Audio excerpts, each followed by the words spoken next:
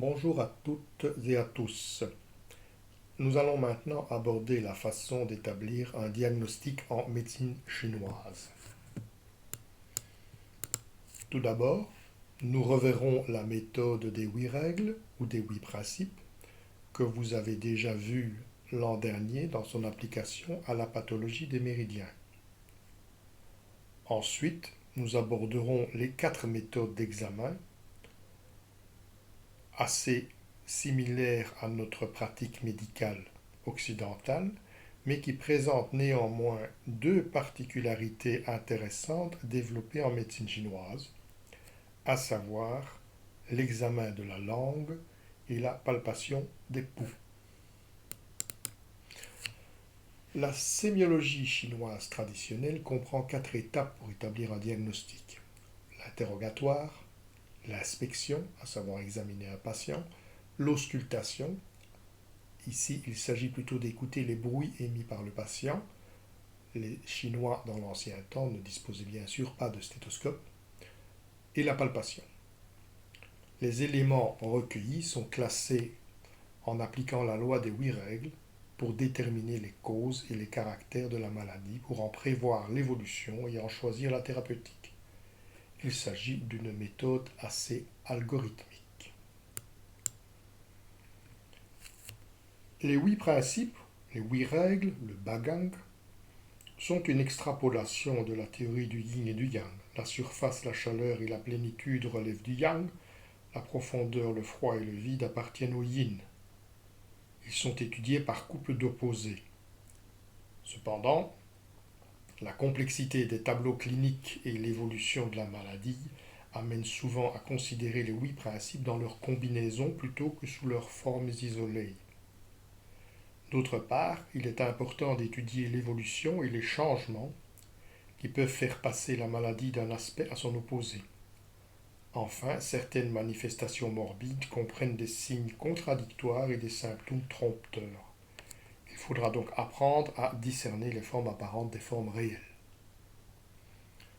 Ces 8 règles, vous les connaissez, c'est la différence yang-yin, biao-li, interne, externe, comme on dit en français, mais qui en chinois se lit plutôt externe-interne, je-han, chaud-froid, Xu-che, vide ou plénitude. Ce sont donc 4 couples antagonistes.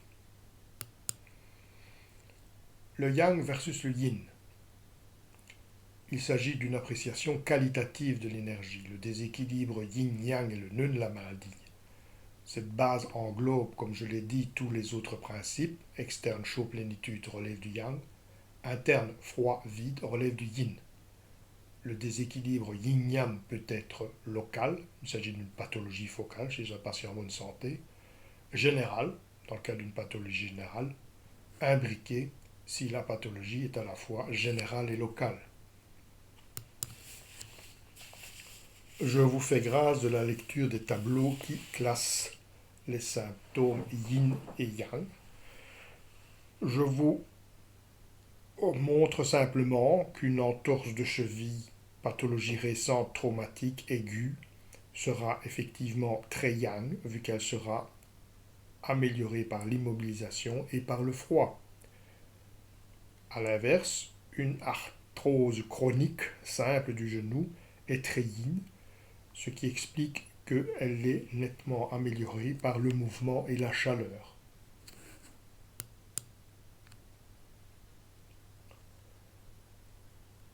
Retenez que effectivement les pathologies yin sont améliorées par la chaleur, la pression, le mouvement, et l'inverse pour les pathologies yang. Le yin-yang, dans son désordre, peut être aussi général. Et là, 2 commentaires que vous avez déjà appréciés, qu'un individu très yang recherchera plutôt du sucre pour se calmer, qu'un individu très yin aura besoin de sel pour s'exciter. Et coupons le cours à un canard boiteux qui considère que yin est féminin et yang est masculin, ce n'est pas vrai. Car une femme dont les caractères féminins sont très marqués sera une femme yang et pas une femme yin. Le yin-yang peut être effectivement imbriqué, et ça c'est toute notre pathologie euh, souvent de gériatrie ou souvent chez les patients polypathologiques. Donc un coup de soleil chez quelqu'un qui est hyper yang sera yang-yang. Un foie interne chez une personne âgée sera yin-yin.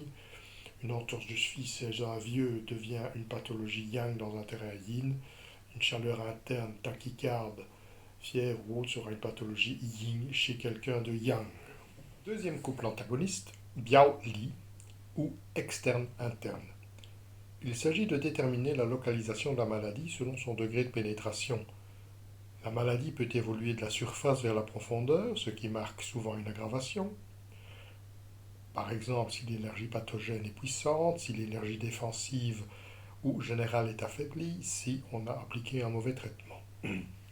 Ou, au contraire, évolution de la profondeur vers la surface, ce qui signe plutôt une amélioration, si l'énergie pathologie s'épuise, si l'énergie défensive ou générale est forte, si le traitement est le bon.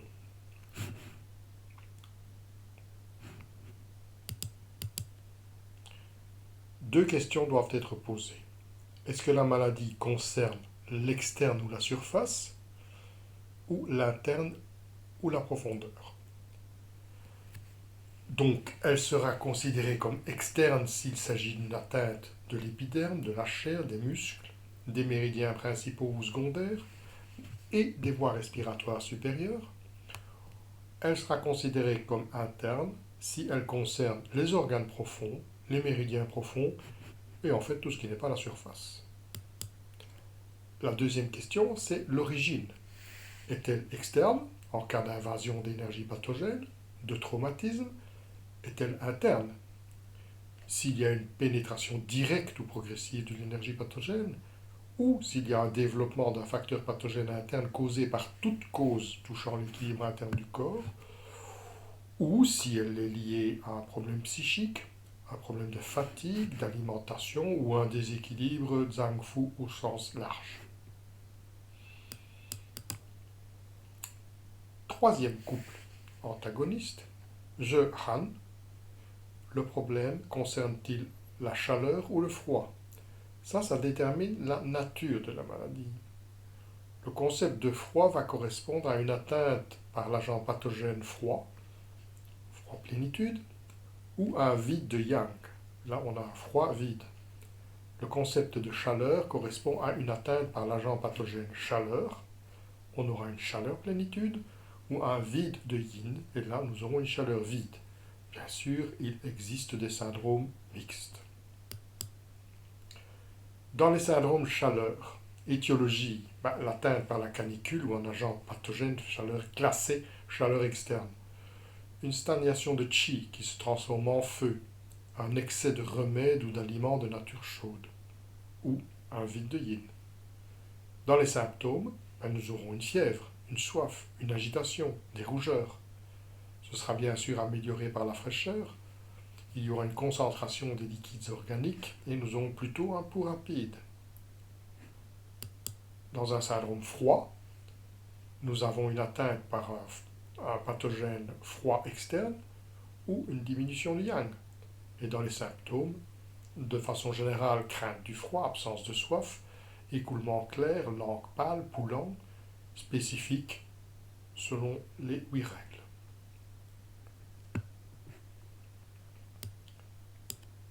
Quatrième et dernier couple, Xu-She, vide ou plénitude. Ça, c'est un concept qui s'applique à la quantité d'énergie saine et d'énergie pathogène en présence. Le vide fait toujours référence à l'insuffisance de Chen-Chi et la plénitude à l'excès de Xie-Chi. Ça peut être exclusif ou enchevêtré. Syndrome vide peut s'appliquer à différents aspects de l'énergie saine, au qi, au sang, aux liquides organiques, au yin et au yang. Étiologie, insuffisance initiale, défaut ou production de perte. Symptômes généraux, plutôt asthénie, dyspnée, transpiration spontanée. Syndrome plénitude, en fonction de l'énergie pathogène en excès et de sa localisation. L'énergie saine du corps est suffisamment vigoureuse pour résister en cas de maladie aiguë. Étiologie, pénétration d'une énergie pathogène externe. Perturbation du fonctionnement des organes entraînant une stagnation avec production pathogène de mucosité, une stase de sang, par exemple. Syndromes généraux, une fièvre, de l'oppression, un délire, une agitation mentale, un délire verbal. Les tableaux suivants vous détaillent quelques symptômes classés de vide. D'une part, vide de chi, vide de yang, correspondant, comme vous le voyez, à un manque d'énergie, avec un faciès pâle, asthénie, voix basse, transpiration spontanée car le corps n'a plus assez d'énergie pour fermer les pores. D'autre part, vide de sang, vide de yin, donc manque de liquide, maigreur, vertige, éblouissement, insomnie car le corps ne peut plus endormir le patient, palpitation car le cœur ne peut plus être ralenti par le yin. Dans les symptômes spéciaux, maintenant un peu plus éclatés, vide de chi, essoufflement, empreinte au bord de la langue, sel liquide, miction fréquente, vide de yang, crainte du froid, refroidissement des membres, aliments non digérés, poulant, vide de sang, faciès pâle, compréhensible, engourdissement, langue pâle, et surtout intéressant, vide de yin, retenez, faciès rouge, sécheresse de la bouche, mais surtout sueur nocturne, chaleur des 5 cœurs. Que sont les 5 cœurs? La poitrine, la paume de la main et la plante des pieds, qui donc dans ce cas-là vont apparaître rouges. Langue assez rouge, peu ou pas d'induit. Le diagramme que vous avez déjà vu vous montre à gauche un état d'équilibre normal avec 5 rectangles jaunes et rouges. Au milieu, une invasion de chaleur externe, donc un yang de trop. À gauche, une invasion d'un froid externe, donc un yin de trop. Tableau suivant vous montre effectivement un manque. Donc vous avez à gauche un manque de yang, ce qui vous fait penser à un froid supplémentaire, mais ce n'est pas vrai. C'est un froid interne ou un vide de yang. Celui du milieu a manque de yin, ce qui vous fait penser à un yang de trop, ce qui n'est pas vrai. C'est un échappement de yang qui ne peut plus être retenu par le yin. Donc c'est un feu vide, un vide de yin. Et puis alors un état subnormal qui vous semble normal, mais qui est en fait un grand manque à l'extrême gauche. Poursuivons notre examen du patient et nous en arrivons à l'inspection, qui, comme en médecine occidentale, est un temps important, doit concerner l'ensemble des parties du corps concernées, mais en médecine chinoise, une attention particulière sera portée à la langue. La langue doit être observée dans son corps, sa forme, sa couleur, pour son enduit et pour son degré d'humidité. Le corps de la langue, la forme. Si elle est enflée avec des traces de dents, ça signale une accumulation de liquide organique, surtout si vide de yang ou vide d'énergie de la rate. Si elle est maigre, nous aurons affaire à un vide de liquide ou à un vide de yin. Si elle est fissurée, un vide de yin. Si elle est hérissée d'épines, c'est un problème de chaleur. Sa couleur. Si elle est pâle, bien sûr, c'est un vide d'énergie, de yang ou de sang. Si elle est rouge, c'est un problème de chaleur. Rouge foncé, c'est un excès de feu. Pointe rouge, excès de feu du cœur, ou une chaleur du foie qui monte. Violacée, stase de sang par le froid, dans ce cas elle est plus claire et mauve, ou par la chaleur, dans ce cas-là elle sera plus foncée et pourpre. Noir, c'est un épuisement de yin. L'enduit de la langue. L'enduit vient de l'énergie de l'estomac, car les organes absorbent l'énergie. Son examen peut donc déterminer le froid ou le chaud, le vide ou la plénitude des organes et des entrailles. Un faux enduit disparaît en se brossant la langue. Un vrai ne disparaît pas. Il faut aussi observer un changement de couleur. Un enduit blanc étant moins grave qu'un enduit jaune, une évolution du type blanc-jaune-blanc est favorable. Une évolution aussi vers un enduit qui s'amincit est favorable. L'enduit peut être mince ou épais. Mince, c'est plutôt une maladie bénigne. L'énergie perverse n'a pas encore pénétré à l'intérieur du corps. Épais, l'énergie perverse a pénétré à l'intérieur du corps, c'est une maladie grave. L'enduit peut être humide ou sec. Dans ce cas, c'est une humidité excessive s'il est humide. C'est une perte des liquides organiques par le feu ou la chaleur s'il est sec. S'il n'y a pas d'enduit, c'est probablement un grave dommage dans les liquides ou une perte de chi de l'estomac.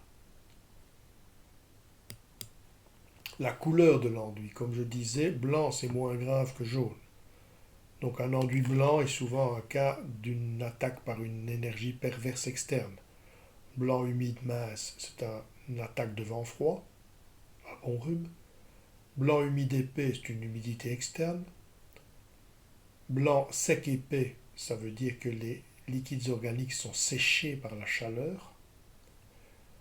Jaune, c'est une chaleur externe ou interne. Un jaune mince signe un vent changé en chaleur qui n'a pas encore brûlé les yénieux. Un jaune épais, c'est une chaleur-humidité. Un jaune épais sec, une chaleur qui blesse les yénieux.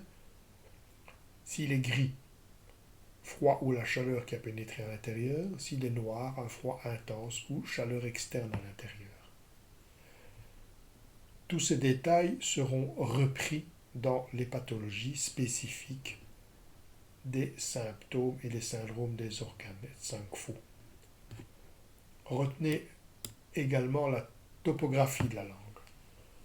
Donc vous voyez que l'arrière de la langue va montrer un problème qui est plutôt intéressant pour les reins, la vessie, les intestins. Les bords latéraux intéresseront le foie et la vésicule biliaire.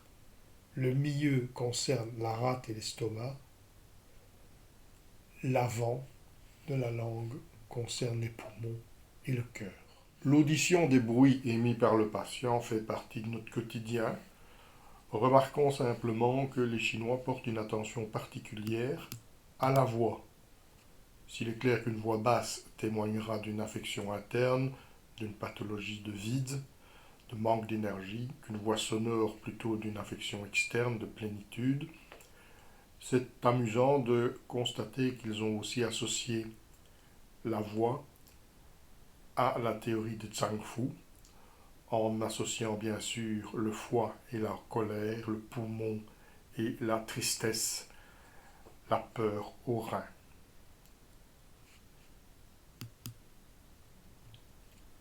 La palpation fait aussi partie de nos habitudes, palpation de tout ce qui est important pour les plaintes du patient, mais aussi ils ont développé une attention particulière à la palpation du pouls. Pourquoi? Le pouls, en fait, c'est le reflet de l'activité fonctionnelle des organes et des entrailles. C'est aussi le reflet de l'énergie fondamentale qui contrôle l'impulsion et la régularité du rythme cardiaque. C'est aussi le reflet de l'énergie de l'estomac, qui est la part constitutive la plus importante, car l'estomac est la source de nourriture pour tout le corps. C'est aussi le reflet du qi et du sang, où se rencontrent deux forces complémentaires, le qi des vaisseaux, l'aspect yang, et la masse du sang, l'aspect yin.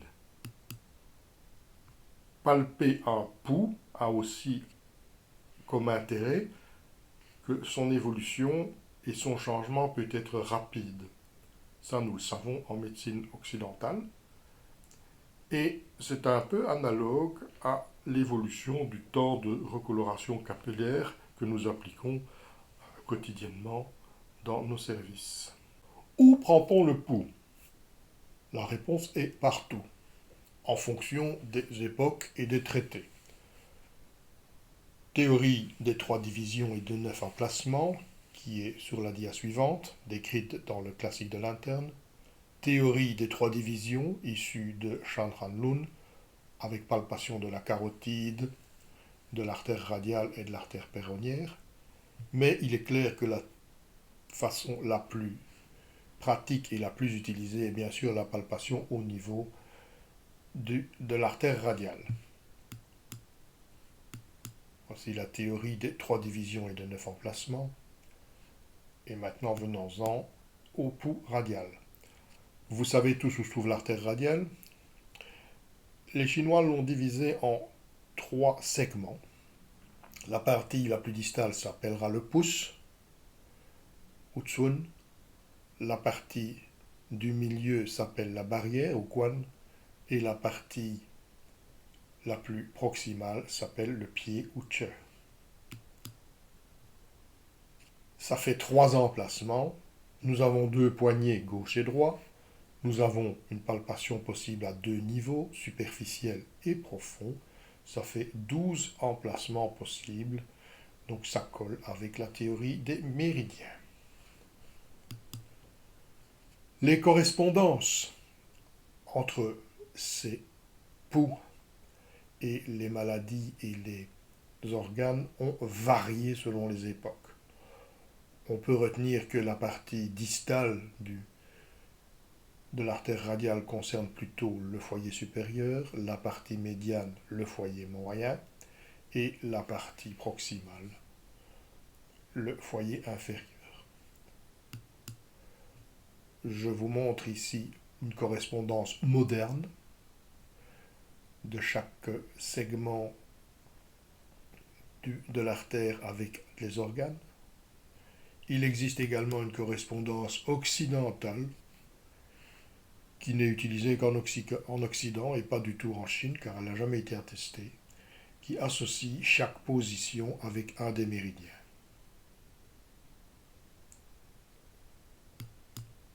Caractéristiques du pouls normal, vous les connaissez, 72 par minute. Comme il n'avait pas de montre, on calque la palpation du pouls du patient par la respiration du praticien. Donc il faut 4 à 5 pulsations par respiration du praticien. Il a une petite influence saisonnière du pouls qui serait plus tendu au printemps, plus profond en hiver.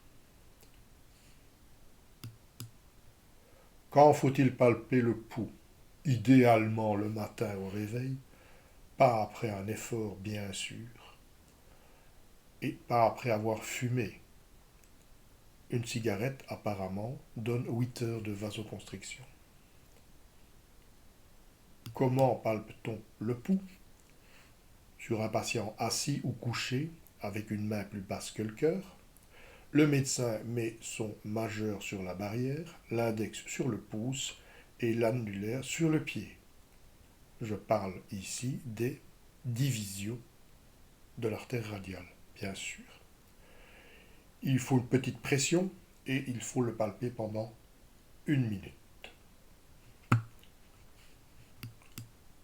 La classification des pouls a varié au cours des siècles. Classification de Maijin qui en mettait 24, classification de Jin qui en comptait 16, classification de Bin qui en comptait 27, et couramment, actuellement, on en compte 28. Nous allons maintenant passer en revue la liste des 28 pouls pathologiques. Beaucoup se recoupent ou ne sont pas très spécifiques. C'est pourquoi à la fin, je vous présenterai un tableau récapitulatif un petit peu plus pratique. On classe les pouls en fonction de leur position, dimension, fréquence, rythme, forme ou intensité. Position. Un pouls flottant est un pouls superficiel, sensible à la pression modérée, mais qui disparaît à l'appui profond, comme un morceau de bois flottant. Cela marque une invasion de vent externe ou un vide de yin. Un pouls mou est un pouls superficiel, faible, fin, sans consistance. Cela marque une humidité avec vide de chi, vide de yin, vide d'essence. Un pouls creux est un pouls superficiel, sensible à la pression légère, mais qui est grand et creux. C'est une artère qui a une légère dureté en surface, mais pas en interne. Cela marque une perte de sang. Un pouls en peau de tambour, gueux, sensible à la pression modérée, grand et tendu en surface, mais creux et vide à une pression plus forte. C'est un vide grave de l'essence du rein ou du yin du rein.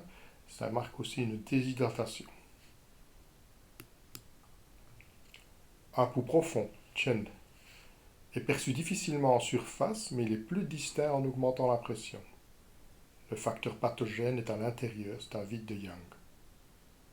Un pouls ferme, lao, profond, plein, large, tendu et fort, en corde, en profondeur.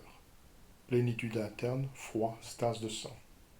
Un pouls caché, fou, c'est le plus profond des pouls, perceptible uniquement à une pression forte jusqu'à l'os. L'énergie pathogène est bloquée à l'intérieur du corps, c'est un choc, un collapsus, un vide de yang. Dimension du pouls. Il peut être court, long, vaste ou fin. Un pouls court, tuan, est un pouls qui n'est pas perçu aux trois sections mais uniquement à la barrière. Vide de chi grave, vide de chi de l'estomac. Un pouls long, chang, inverse du précédent. Il dépasse de façon un peu étroite. Plénitude, chaleur. Un pouls vaste, hong, a une grande amplitude. Il arrive avec force, se soulève comme une vague et se relâche. Chaleur, plénitude, chaleur vide. Un pouls fin, chi ou xiao, peu d'amplitude, fin comme un fil de soie, vide de chi, vide de sang. La fréquence peut être rapide, vif, paisible ou lent. Rapide, chaud, 90 à 140 par minute, tout problème de chaleur. Vif, ji, plus que 140 par minute, surabondance de yang, épuisement du yin, déclin du yuan chi. Paisible, huan, un peu ralenti, un peu relâché. Pathologie d'humidité pathogène, faiblesse de la rate et de l'estomac. Un pouls lent, chi, che, 40 à 60 par minute. Pathologie froid pénitude si fort, froid vide si faible. Le rythme. Précipité, chu. Noué, die.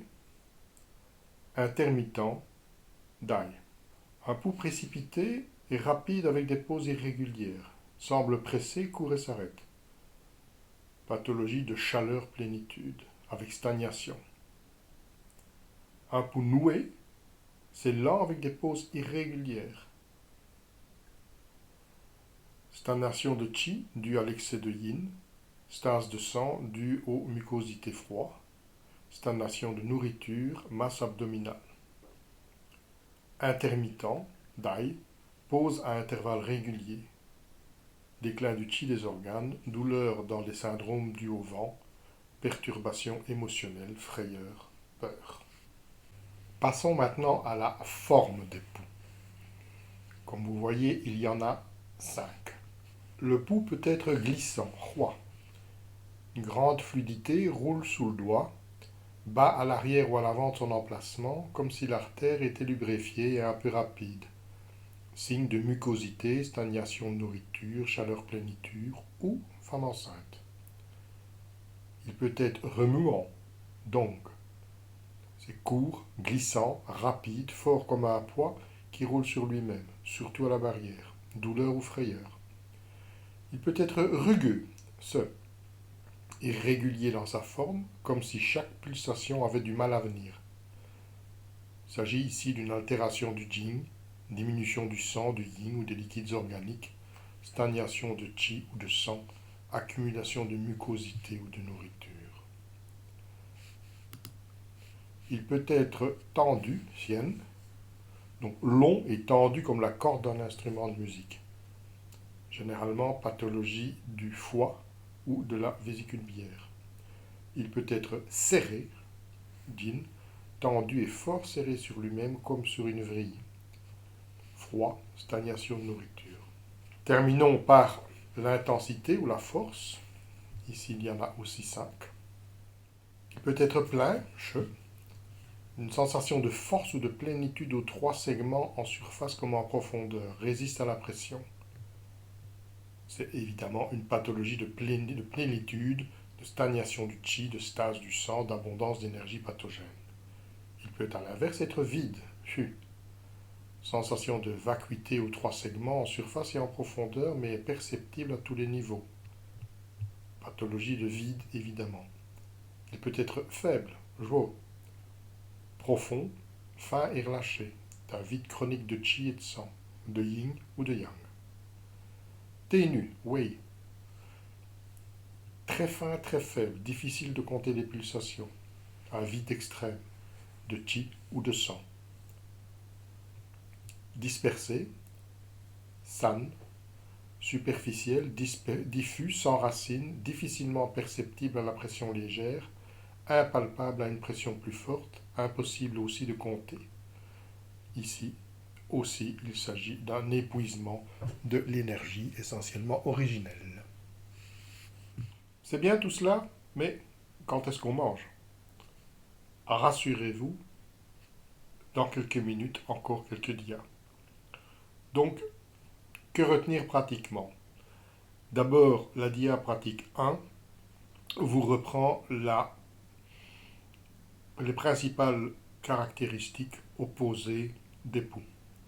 Notez que la notion d'amplitude concerne le diamètre du pouls, alors que la notion de longueur concerne effectivement la longueur du trajet sur l'artère. Pratique 2 et pratique 3, 4 et 5 vont vous reprendre les principaux pouls les plus courants, les plus faciles à détecter que vous pouvez utiliser tous les jours dans votre pratique.